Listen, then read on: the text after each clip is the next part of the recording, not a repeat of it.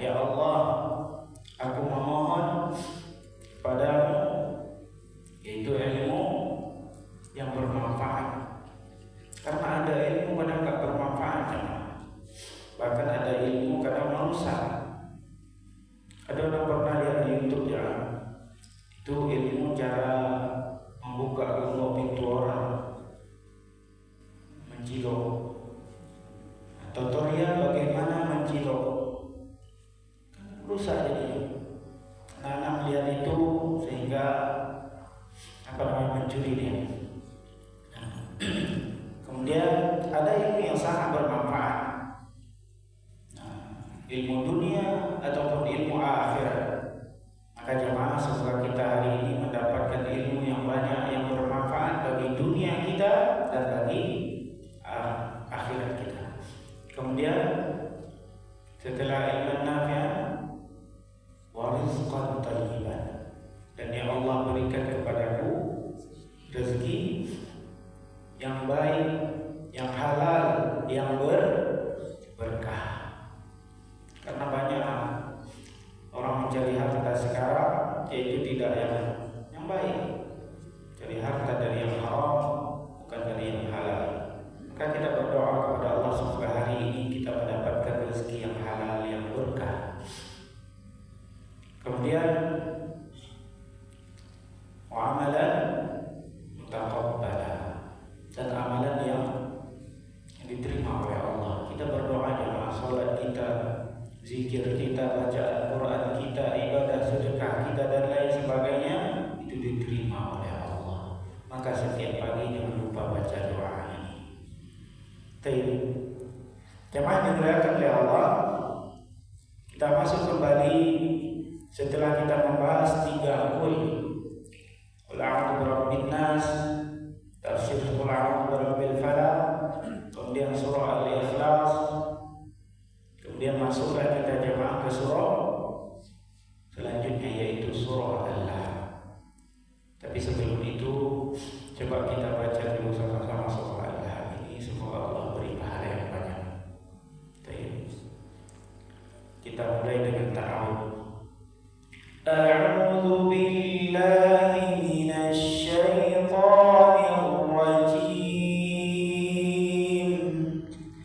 Bismillahirrahmanirrahim. Tabbat yada abi lahabin wa tab. Ditahan jemaah karena dia qalqalah kubra, ada tasydid di ba, tapi di ayat setelahnya enggak ada.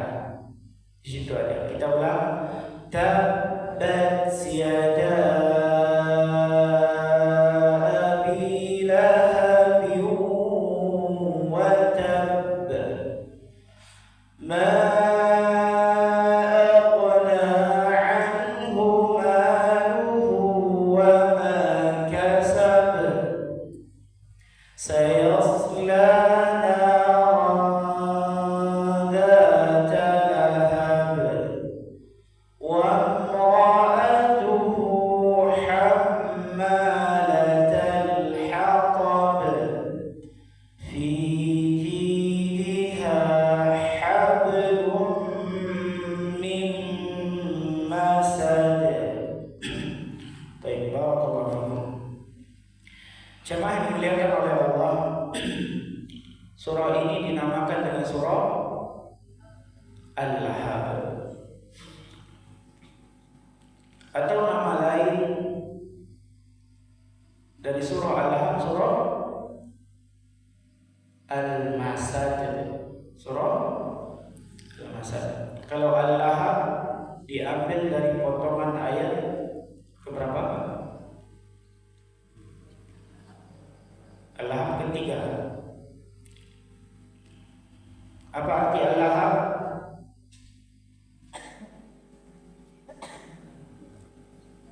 Abu Lahab. Ya, apa itu arti Al-Lahab?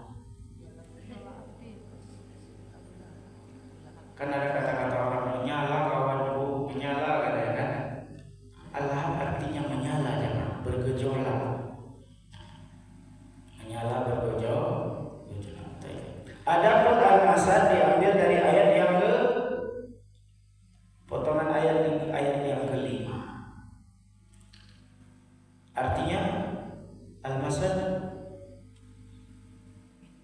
yang di bahasa jalinnya, dijalin. Abu anak-anak itu kan di belakang apa namanya itu? Dipintal, dijalin ya. Dia apa? Itu ibu yang tahu.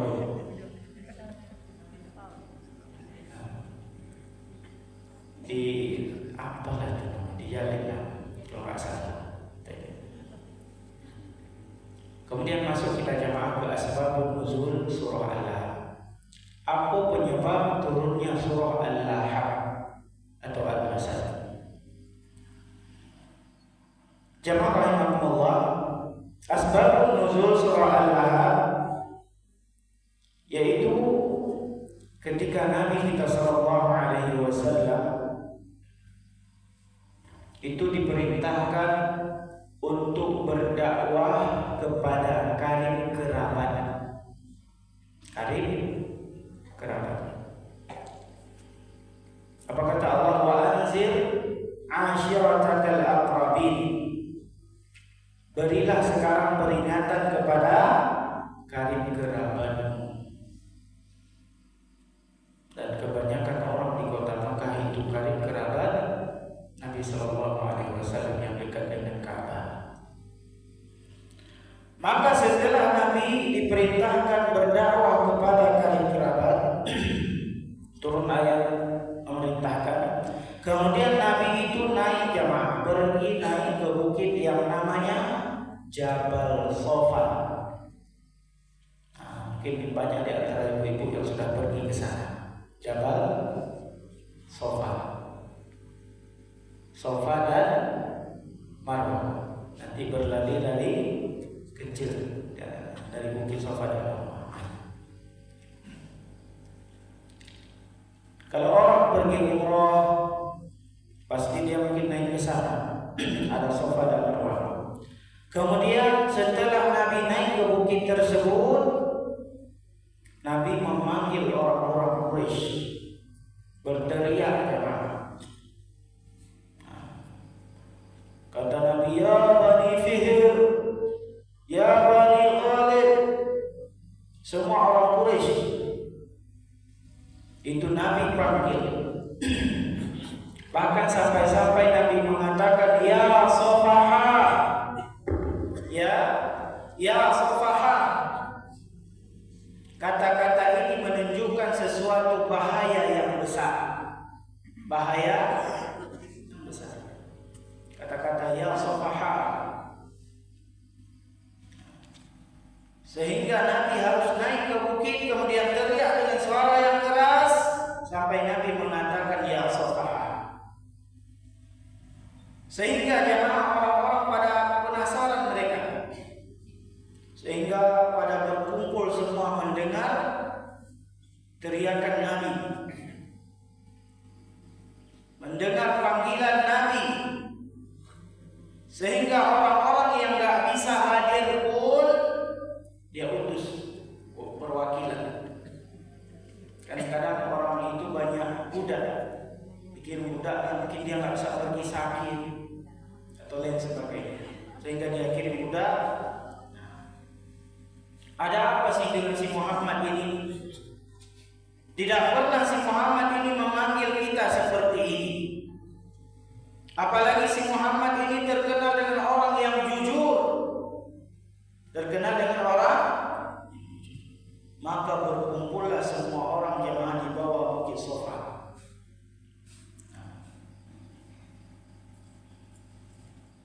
Setelah semuanya berkumpul, dan di antaranya ada pamannya siapa? Abu Lahab. Maka Nabi bertanya semua kepada mereka. Apa kata Nabi? Ma ra'yukum?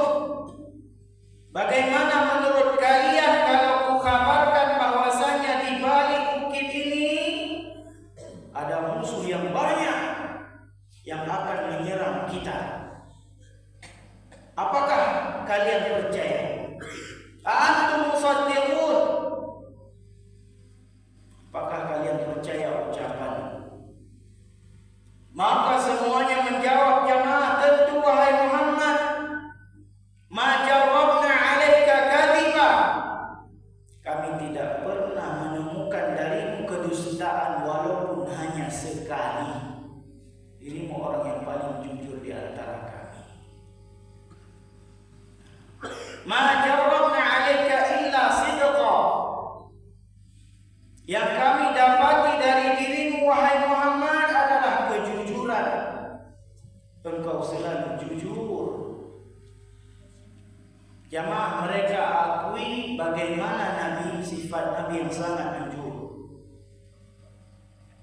Nah, ini mukaddimah Nabi ketika ingin mendakwahi karib kerabatnya. Baru mukaddimah jamaah. Jamaah, mereka akui Nabi itu sangat jujur.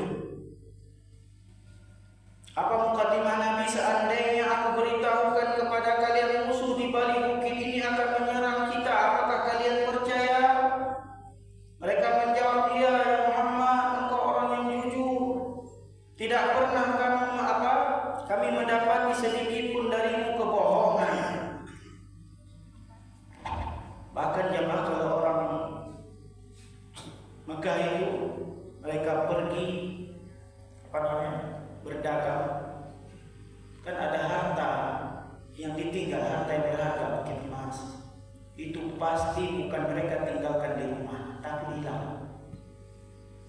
Kemana mereka titip? Mereka titip kepada Nabi kita Muhammad SAW. Saking mereka percaya kepada Nabi. Setelah mereka jamaah mengakui bagaimana Nabi orang yang paling jujur, kemudian Nabi mengatakan, fa inni nadhirul lakum baina yaday adzabun syadid.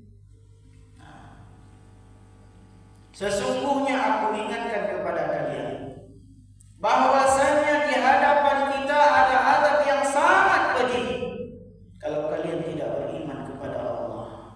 Kalau kalian tidak beriman kepada hari kiamat, tidak beriman kepada yang lain-lain. Nah, ini hal yang setelah muqaddimah. Maka ketika mendengar ini jamaah, Nabi memperingatkan mereka tentang azab yang pedih, tentang hari akhirat. Yang orang-orang musyrikin Quraisy jamaah, mereka enggak percaya ada hari kebangkitan. Mereka tak percaya ada hari akhirat, maka mereka sangat marah. Dan yang pertama marah adalah pamannya sendiri, yaitu Abu Lahab. Ini yang pertama marah, sangat marah dia kepada kemanakannya. Maka Abu Lahab mengatakan, tabbat laka ya Muhammad. Celaka engkau Muhammad. Tabbat laka sa'irul yaum. Celaka engkau 10 hari wahai Muhammad. Alihadza jama'tana, marah kepada Nabi Muhammad. Apakah hanya untuk ini kamu kumpulkan kami di sini? Gara-gara ini kemudian dicaci-caci jamaah Nabi, caci maki di depan umum. Bapak, ibu, seandainya kita dicaci maki di depan umum, malu enggak? Tipu contoh apa seseorang, anak lagi ceramah, dicaci maki yang di depan umum ini. Pak, perasaan malu enggak? Sangat malu. Dan itu yang dirasakan oleh Nabi kita Muhammad SAW ketika itu. Dan yang mencaci makinya bukan orang jauh, pamannya sendiri. Abu Lahab mengamuk memaki-maki Nabi kita Muhammad SAW. Maka turunlah surah ini. Turunlah surah ini, surah Al-Lahab. Tabbat yada Abi Lahab.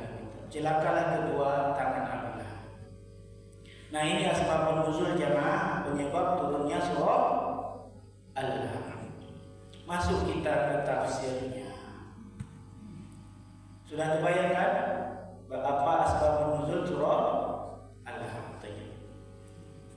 Ayat pertama Allah mengatakan tabbat yada abi lahab wa tab. Tabbat apa artinya tab? Tabbat celaka.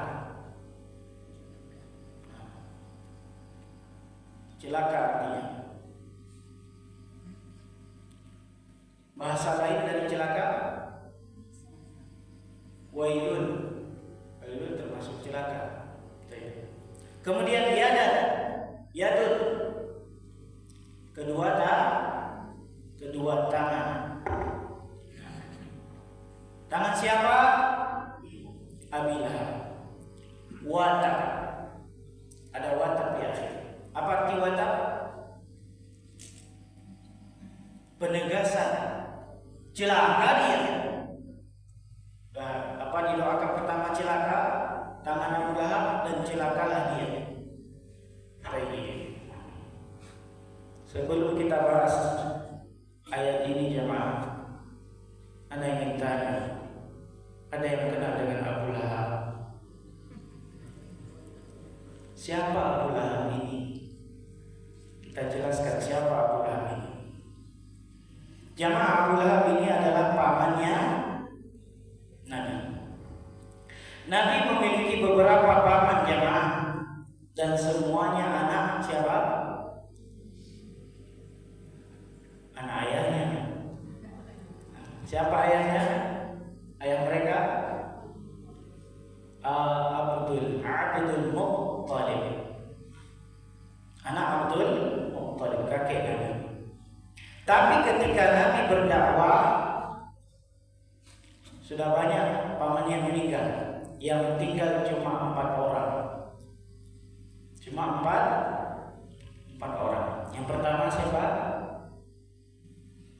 Hamzah bin Abdul Muttalib. Kemudian ada Al-Abbas bin Abdul Muttalib. Kemudian ada Abu Lahab bin Abdul Muttalib. Kemudian ada Abu Talib bin Abdul Muttalib. Adapun Hamzah jemaah, beliau yang lebih dahulu masuk Islam dan beliau wafatnya ketika perang Uhud. Kemudian ada Al-Abbas bin Abdul Muttalib. Al-Abbas dijelaskan bahwasanya beliau masuk Islam belakangan atau menampakkan Islam belakangan, sekitar sudah tahun ke-7 atau tahun ke-8 Hijriah baru beliau masuk Islam. Kemudian ada Abu Talib. Abu Talib ini adalah paman yang sangat baik kepada Nabi. Tapi sayangnya beliau tidak masuk Islam. Kemudian ada pun Abu Lahab. Nah, ini yang kita bahas. Abu Lahab adalah musuh bebuyutan Nabi. Selalu memusuhi Nabi, bahkan dari sejak awal dakwah. Disebutkan dalam riwayat yang sahih, Nabi jemaah kalau berdakwah itu beliau pergi ke pasar-pasar, masih secara diam-diam dan lain sebagainya. Itu pergi ke pasar-pasar, beliau berdakwah, beliau ingatkan, wahai manusia, ucapkanlah la ilaha illallah, maka kalian akan beruntung, kata Nabi. Maka kalian akan bahagia dunia akhirat. Ketika Nabi berdakwah, di belakangnya pasti ada yang ngekor, ada yang ikut, sembunyi-sembunyi dia ikut Nabi. Ketika Nabi sudah mengatakan itu, pasti ada di belakangnya yang ikut. Siapa dia? Abu Lahab. Abu Lahab wajahnya yang putih, pipinya yang merah kemerahan, itulah Abu Lahab. Abu Lahab jemaah orang yang tampan. Yang pikir Abu Lahab itu cilik ya, yang pikir seperti anak hitam. Abu Lahab itu ganteng ya, orangnya tampan. Disebutkan jemaah pipinya kemerah-merahan. Kalau dulu ibu-ibu masa sebelum dulu pasti kalau bermake up ada merah-merah di sini. Tapi sekarang tak lagi kan, tak zamannya lagi. Zaman dahulu tanda cantik buat yang merah sini. Iya kan? Tapi yang hitam kan nampak dia. Itulah apa tanda Abu Lahab itu tampan, ganteng, bukan orang jelek.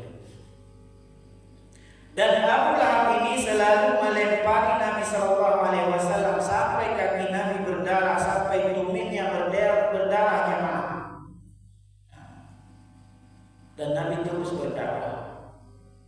Setelah Nabi berdakwah mengatakan, wahai saudaraku, ucapkanlah la ilaha illallah. Nabi pergi ke tempat lain. Maka datanglah Abu Lahab kepada orang tadi.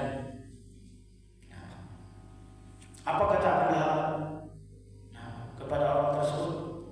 Jangan dengar ke suami ini. Jangan dengarkan apa kata suami ini. Suami. Apa makna suami? Makna suami jamaah yaitu orang yang dikeluarkan dari nenek moyang sahabat-sahabat. Orang dikeluarkan dari adat. Yang didengarkan orang yang dikeluarkan dari adat itu. Nabi Muhammad dikeluarkan dari adat. Kalau dikeluarkan dari adat harus potong apa? Kalau masuk lagi potong kambing. Ya. Kalau ada di sini. Jangan dengar si Sobi ini, kata Abu Lahab. Orang ini sudah dikeluarkan dari nenek moyang, jangan dengar dia. Karena dia menyalahi tradisi nenek moyang kita. Dan Abu Lahab ini jamaah sekeluarganya memusuhi Nabi. Abu Lahab kapan wafatnya? Siapa tahu? Kapan wafat Abu Lahab? Abu Lahab yang wafat pada tahun 2 Hijriah di perang Badar. Setelah perang Badar. Bagaimana meninggalnya atau matinya Abu Lahab ini? Yaitu karena dia kena penyakit. Kena penyakit ya, Pak. Penyakit yang mengerikan. Kalau ketika itu namanya a'dasah. Penyakit a'dasah. Seperti penyakit ta'un. Yaitu luka di sekujur tubuhnya, kemudian mengeluarkan bau yang busuk. Apa penyakit orang itu? Penyakit apa? Kemudian dia lepas telinganya, lepas hidungnya, busuk yang bau yang sangat busuk. Ketika itu jamaah anak-anaknya membiarkan dia di rumah dalam kamar dikunci jamaah, tak pernah dimandikan. Mereka takut ketularan. Bahkan jamaah kalau mau ngasih makan dilempar, buka pintu dilempar sama anaknya, sama istrinya seperti itu sebelum dia mati. Bahkan saking keluarganya nggak tahan lagi sama Abu Lahab ini, mereka bawa jamaah ke ujung kota sana. Basuh apa hutan? Kalau sini kan tak ada hutan, padang pasir. Mereka bawa jauh-jauh, tak ada orang. Kemudian ditutup Abu Lahab itu yang masih hidup jamaah pakai batu gadang sama anak dan istri, sama keluarga, sama anak. Karena takut ketularan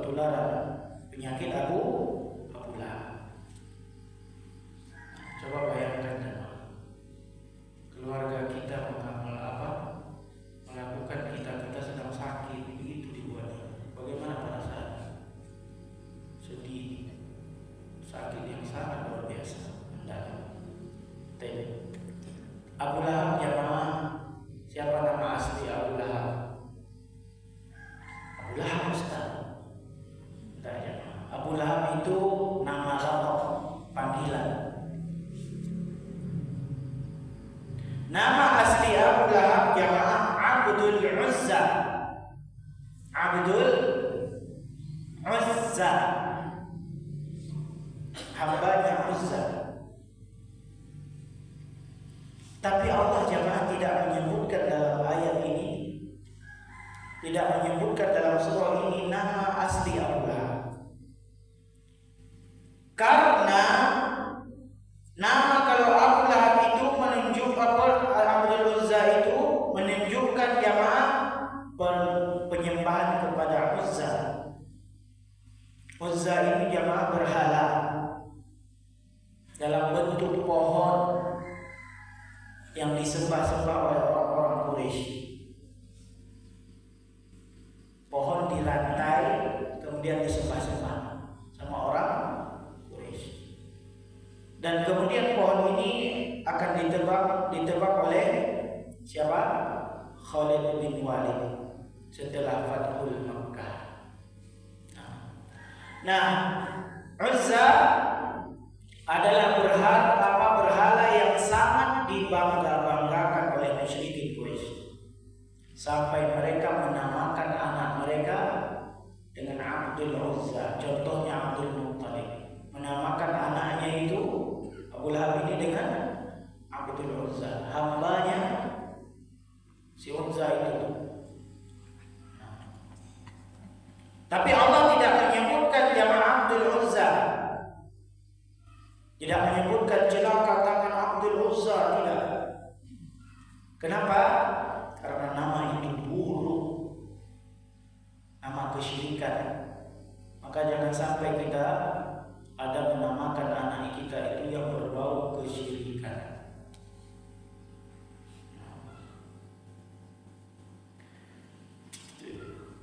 Karena tak mungkin jamaah Allah abadikan dalam Al-Quran itu berbentuk kesyirikan, nama kesyirikan. Beda dengan Fir'aun.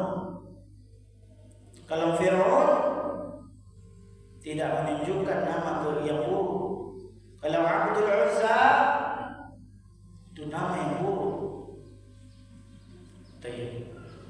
Ibu-ibu yang dirahmati oleh Allah Bapak sekalian, kenapa disebut Abu Lahab? Kenapa nama panggilan Abdul Uzza itu Abu Lahab? Kita mengenalnya dengan Abu Lahab. Abu Lahab artinya, lahab artinya menyala-nyala. Nah, sudah kita sebutkan tadi Abu Lahab itu orang yang tampan. Dia dipanggil dengan Abu Lahab karena wajahnya yang tampan, yang putih. Nah, pesona merah-merah wajahnya. Maka disebut dengan Abu Lahab. Ini pendapat sebagian ulama tafsir. Nah, tabat yada. Kenapa disebutkan di sini celaka tangan? Nah, tangan Abu Lahab. Kenapa celaka tangan Abu Lahab? Para ulama mengatakan ketika Abu Lahab jamaah memaki-maki Nabi di Bukit Safa itu, Abu Lahab jamaah mengangkat tangannya, bahkan kedua tangannya. Celaka engkau wahai Muhammad, diangkat tangannya.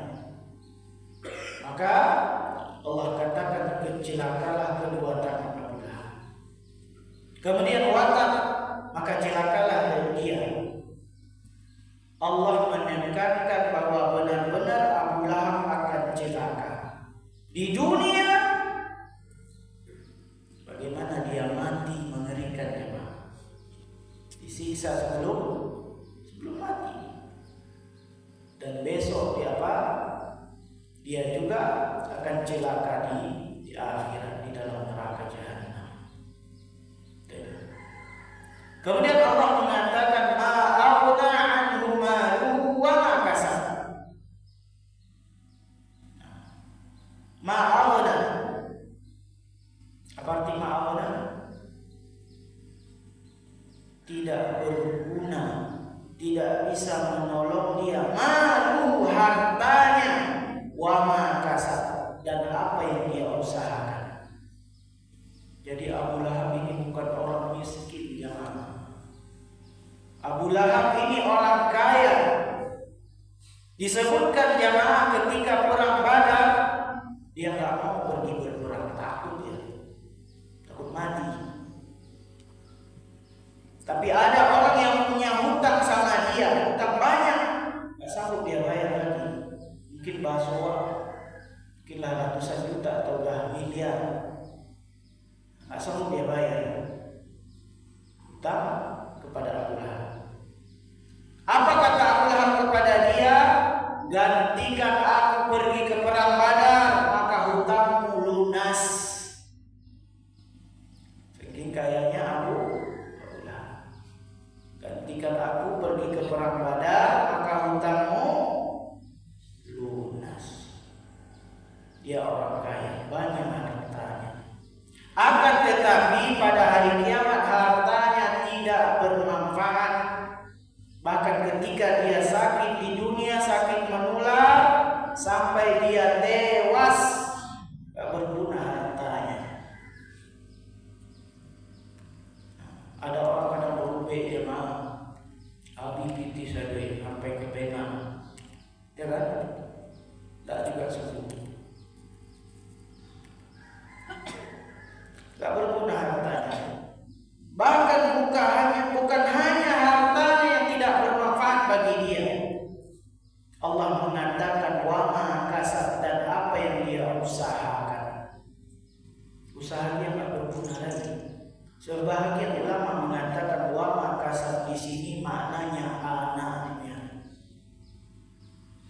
Anaknya gak berguna anaknya. Bahkan anaknya yang mencampakkan dia jauh-jauh, bahkan dihimpit lagi pakai batu, takut tertular. Coba bayangkan ya, anak kita yang kita lahirkan, kemudian kita rawat, kita kasih dia kasih sayang, ketika kita sakit, kemudian kita diapakan? Gak peduli dia, bahkan bukan gak peduli, dia buang kita. Gak perasaan, gak berguna apa yang dia usahakan. Intah Allah, sudah habis waktunya jemaah. Insyaallah jemaah kita sambung atau sedikit lagi di akhir ayat ini membahas soal kasar kita ini. Baru nanti selanjutnya kita masuk ke ayat selanjutnya, ayat selanjutnya itu di pertemuan selanjutnya. Jadi kata para ulama maka sini anaknya. Siapa anaknya? Anak Abu Lahab, siapa tahu namanya? Utaibah bin Abi Lahab. Utaibah bin Abi Lahab. Dia tidak menolong bapaknya sama sekali. Utaibah ini jamaah sepupu Nabi, yang juga ikut suka melempari Nabi, mengganggu Nabi. Jamaah suatu ketika Utaibah ini ingin pergi berdagang ke negeri Syam. Sempat dia jamaah datang ke rumah Nabi, menjumpai Nabi untuk apa? Nasi oleh-oleh, nasi apa? Bukan. Tapi dia datang ke rumah Nabi untuk mencaci Nabi, mengatakan ucapan yang kotor, caci Nabi, wahai Muhammad. Pokoknya dia caci sepupunya sendiri. Sampai Nabi berdoa ketika itu jamaah, ketika Utaibah ingin pergi ke Syam, apa kata Nabi? Ya Allah, kirimkanlah kepada Utaibah ini binatang buas ya Allah. Subhanallah jemaah, ketika dia mendengar doa Nabi, dia ketakutan jemaah. Karena Utaibah tahu orang Nabi itu orang yang saleh, pasti doanya dikabulkan. Maka dia ketakutan sampai kawan-kawannya mengatakan jemaah ketika mereka datang rombong-rombong ingin pergi ke apa? Kenapa dengan Utaibah ada apa? Maka Utaibah menjawab, tadi Muhammad mendoakan aku agar dimakan